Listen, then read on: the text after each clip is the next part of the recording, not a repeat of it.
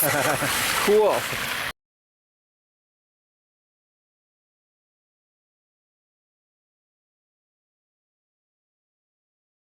Hey everyone, welcome back to Pine Hollow Auto Diagnostics. Today we have a 2016 Hyundai Santa Fe. It's a V6.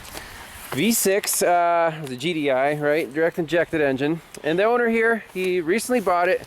He said he has about 500 miles on it. It's at 125,000 miles. And when you got it, it had a check engine light, right? Not right away. Not right away. Check engine light popped up. Right, and he doesn't remember the code, but his friend scanned it and said, hey, replace this bank 2 exhaust oil control solenoid. Now you think, hey, this is the intake, but it's actually controls the exhaust camshaft, because Hyundai doesn't make it easy. This whole thing looks like an oil control valve, and it lives under this plastic intake manifold, or I'm sorry, plastic valve cover. Like that. Okay, so changed it out, right? And while you were here, you did spark plugs, all 6 spark plugs. New high pressure fuel pump. That's a Hyundai unit. Everything is great, right? Ran. How long did it run for with no problems at all? I don't know. It's been such a few days. Maybe a couple days. A couple days, no issues, and then check engine light again, right? Scanned it for codes, and this time it was a P0018. So this is bank 2 sensor A intake. That would be this bank.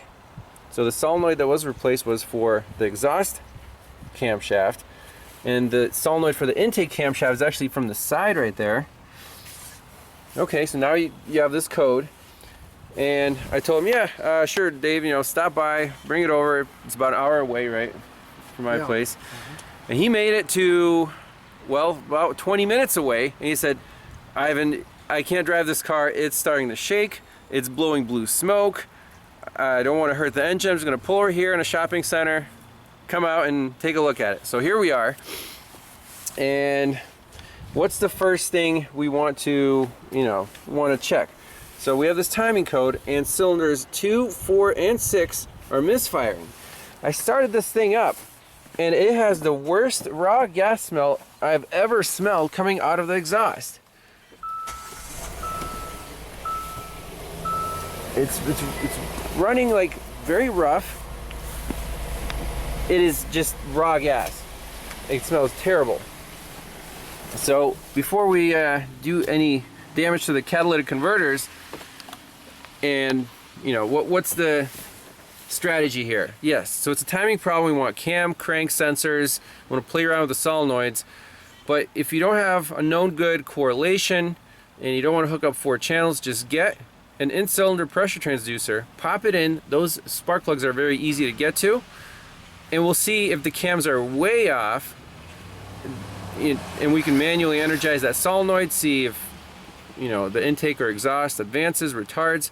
Just get an idea of where the cams are physically, and then go from there. But this seems like they're pretty far off. It's not just a solenoid problem where it's like 10 or 20 degrees off. This seems pretty substantial. So let's get an in-cylinder pressure transducer hooked up and see what we see. So I have number 6 spark plug out with an adapter to the 200 PSI transducer. So let's turn on the unit and select our custom scale for the 200 PSI. We can bump that up. And then the 20 volt, let's do 50 volt on the ignition coil. So I have the spark plug still there. By the way, it was completely soaking wet with gas. So we do have a timing problem on this bank. And then it's just grounded to a stud on the engine. And the control wire, I have channel 2 on there. I want to see when the ignition timing occurs with respect to top dead center. So that'll be interesting to see. So all we gotta do is just fire it up, and let's see. Yeah, just a second. Where is my? Let me hook up this second channel, and then we'll get started. All right, so the owner's gonna start it. We'll let it run for 10 seconds and then we'll shut it off. So go ahead whenever you're ready. Oh, give it a little gas. Okay, and let it idle. And then just rev it up once. Okay, we're good. You can shut it down. Excellent. Alright, so let's look at this compression and ignition waveform.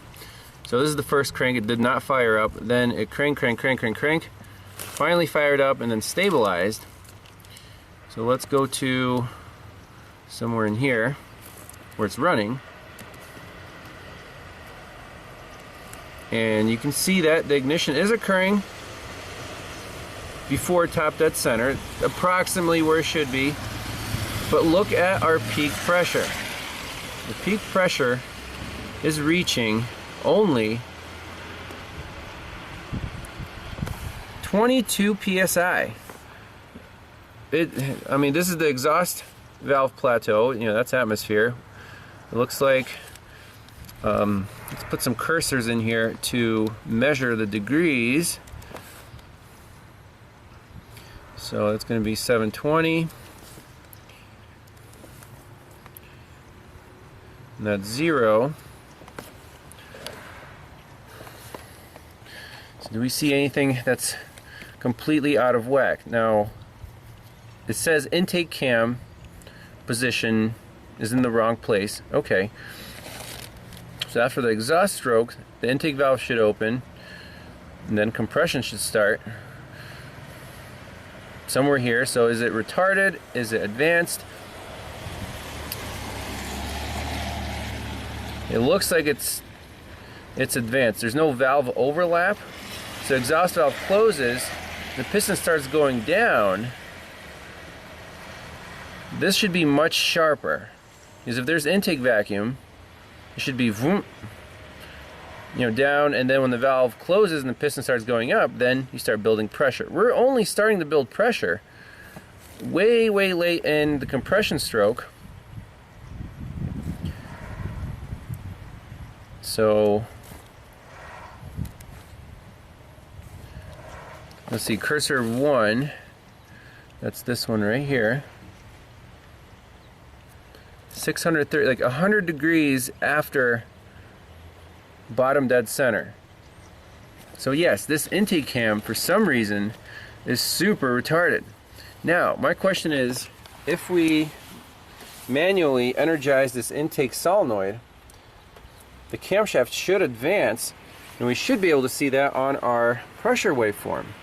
So we can hook that up, but at this point, I'm calling engine mechanical simply because camshafts never go 100 degrees out of time on their own ever, right? This is way off, not just, hey, my solenoid's stuck on and it's always advancing itself. That would be like 25 degrees maybe. So, the owner here is like, I don't want to rip off this valve cover again, or the timing cover. But it had timing codes before in this bank when he bought it. That's probably why they sold it. I wouldn't be too surprised. It's a chain-driven system, so there's two big chains. One drives this bank, the other one drives that bank. So let's do that experiment. I want to see if we can manually energize this solenoid here and basically see what happens on our compression waveform, and that'll be it. All right, here we go. So I'm just going to ground out the solenoid real quick. It almost stalls out and off. All right, you shut it down. So here's the 4-channel capture off the car when we manually energize the bank 2 intake solenoid. First of all, let's see what happens to compression. So we go from a peak compression of about, something super low, like less than 20 psi, maybe 15, all the way up to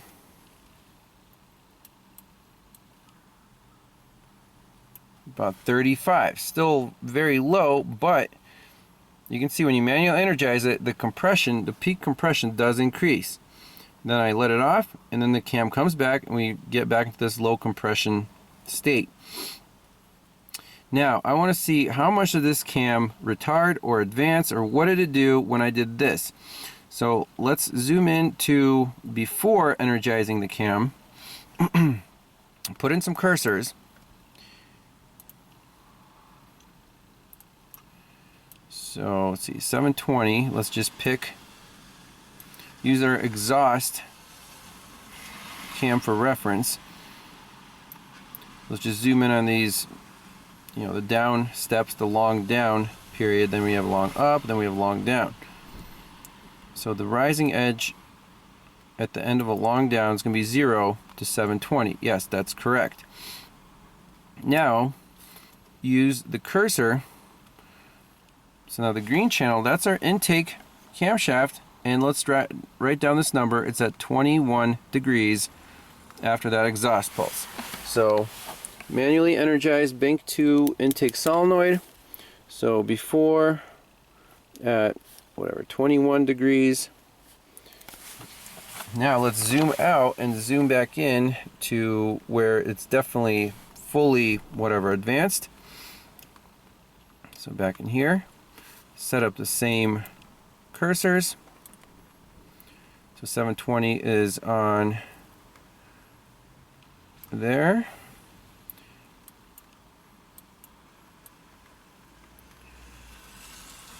And right, 0 is going to be right there.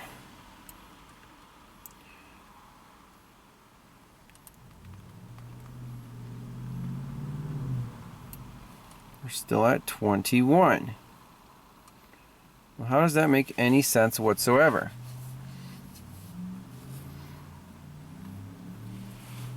Did the camshaft shift or not shift? Obviously something happened because the compression increased and the engine RPMs changed. I expect the green should have advanced or retarded with respect to the yellow.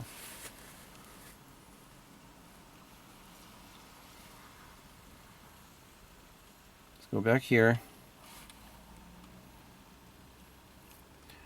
Just move the yellow up.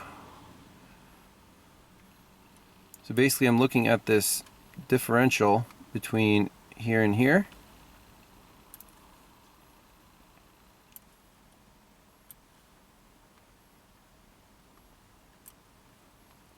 Delta is about 25 degrees. The yellow is leading, okay? And right here, the yellow is also leading. So I don't understand, what did the cam move?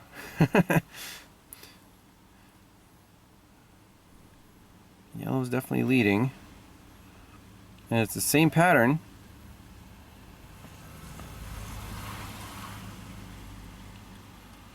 Let's take a look at what happened, you know, in here.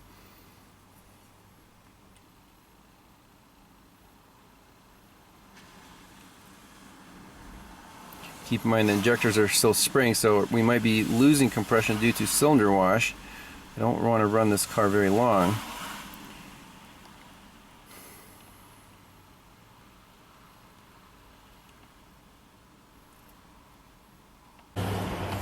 Alright, so with the key on, I touch this, you can hear a click. Well, I disconnected the bank 2 intake solenoid and we still have a click, so we're definitely on the wrong wire. Let's move to the white wire. Now it shouldn't click. And when I reconnect it here, then we should hear a click, and then we'll know we're controlling the right bank. And go from there. Alright, so yay, we got a click. Let's repeat that experiment. We'll be on the right channel this time. Alright, Dave, go ahead, start it up. Whoa! Wait, stop, shut it up. Crap. So that cylinder is full of gas. You can see what happened there. Shut the key off. Let's see if we caught that on the scope. A little hydrolock action. Boom. Yeah, let's empty it out before we go too much further. All right, just I guess if you hold the start key down, will it keep cranking until it starts? Is it automatic? It's automatic. Oh. All right, let's see what happens.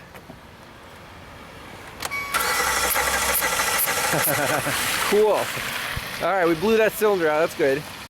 All right, go ahead, start it up.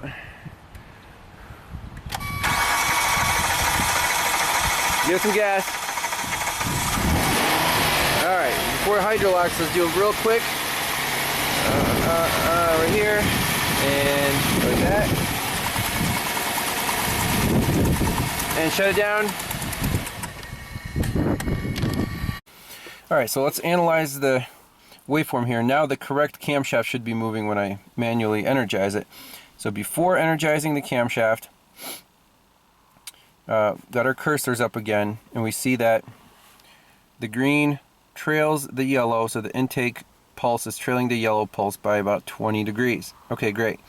Now, right here, you see the voltage goes from battery voltage. I pull it down manually to 0. That energizes our the oil control solenoid. See, something does happen to our pressures. They go up a little bit. So from 30 up to 40. Let's see by how many degrees that is. So right away you notice that the green is now leading the yellow. Before it was trailing the yellow by 20 degrees. So now let's put the cursors over here. So again, the same spots.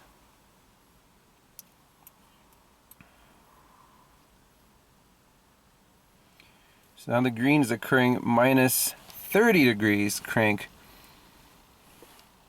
instead of 20 degrees crank after. Now it's before. So it did advance about 55 degrees crankshaft degrees.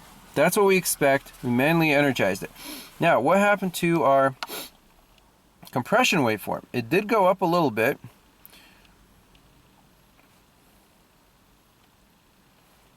So let's put the cursors on TDC. So now the intake valve should be opening 55 degrees earlier and closing 55 degrees earlier.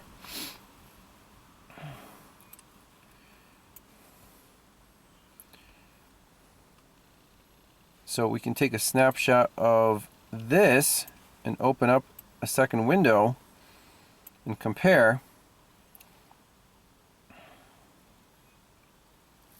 Compare the two scenarios. This is with the camshaft advanced.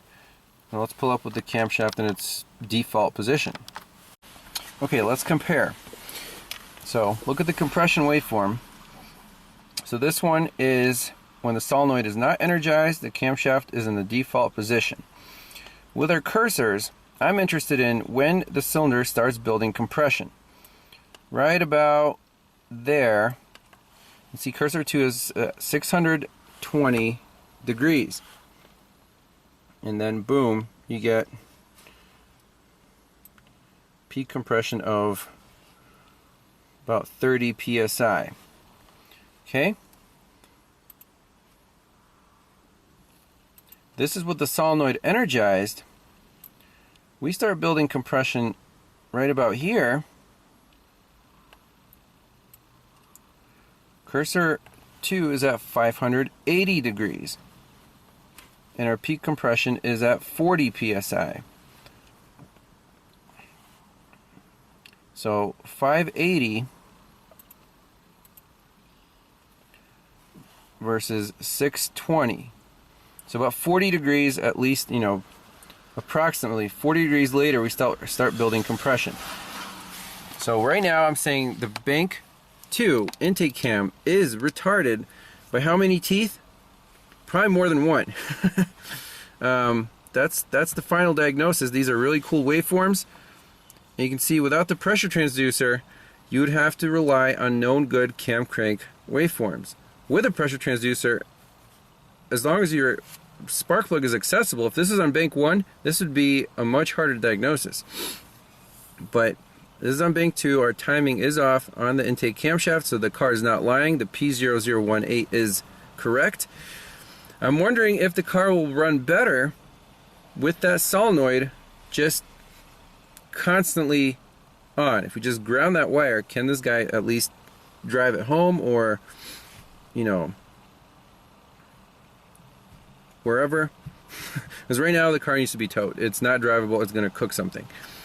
So let's, now we got those numbers, I'm going to write them down. We'll try running the car with the camshaft fully advanced, and that might be enough to compensate where it can still limp home, not too, you know, too big of a deal. Alright, so we got everything plugged in, spark plugs in, high pressure fuel pump, and I'm grounding right now this control solenoid, so the intake cam is going to be advanced 55 degrees. Go ahead and start up. Rev it up a little bit.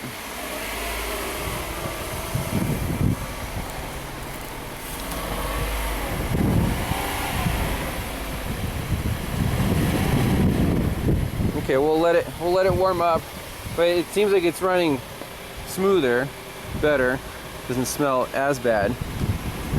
So we're trying to compensate for the retarded camshaft by advancing it using a solenoid. Synthetic, yeah. Well, it's missing, but that's yeah. So if I take that off right now, let's see what happens.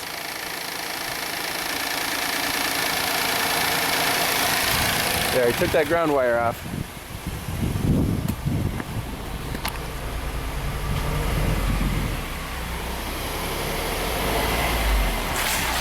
Yeah, it smells bad. So let it idle. You got your check engine light flashing, right? And we ground that out again. Rev it up a few times. Okay, now let it idle again. I think I hear popping in the... Yeah, well that's because the gasoline's burning up in your tailpipe. We're still flashing.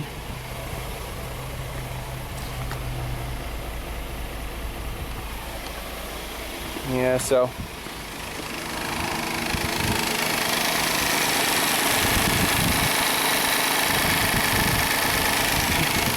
I'd say it's more than 60 degrees retarded. So that's probably more than a couple teeth on the chain. At least 2 teeth, that's my guess. It still runs, but not great. So now we have to decide whether I guess I'll give the customer, I'll do some research and see what this timing chain procedure involves. Give him an estimate. Might tow to my shop. If he does, we'll do the repair video. If not, then that's it for the diagnosis. So thanks a lot for watching, and we'll see you next time.